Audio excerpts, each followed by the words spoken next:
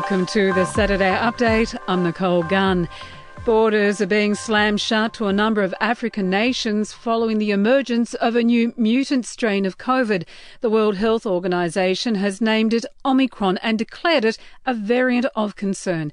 European Union President Ursula von der Leyen says decisive action is needed to limit the spread. It is now important that all of us in Europe act very swiftly, decisively and united. All air travel to these countries should be suspended. They should be suspended until we have a clear understanding about the danger posed by this new variant.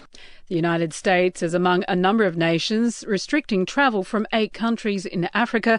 Canberra says it's closely monitoring the situation. The woman at the centre of the Tim Paine sexting scandal is now taking legal action. Renee Ferguson has filed a sexual harassment claim against Cricket Tasmania in the federal court. Large parts of Queensland and New South Wales are on flood watch after copping more than a month's worth of rain in one day. Sydney's Warragamba Dam is spilling and could cause the Hawkesbury-Nepean River system to burst its banks. Another Russian piece of the International Space Station has safely arrived as it flew over Ukraine. And capture confirmed. So, a holiday season delivery of a new module to complete the Russian segment of the International Space Station, now complete. The new docking module is the second upgrade in recent months.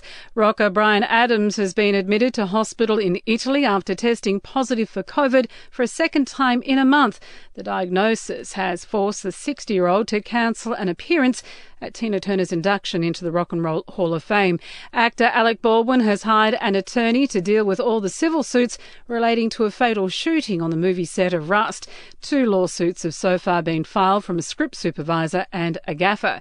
To sport, a new Australian Test captain Pat Cummins admits he'll be leaning on his vice-captain Steve Smith to set the field while he concentrates on bowling. Cummins has ruled out taking a rest during the Ashes series, declaring he'll play all 5 matches if his body allows it.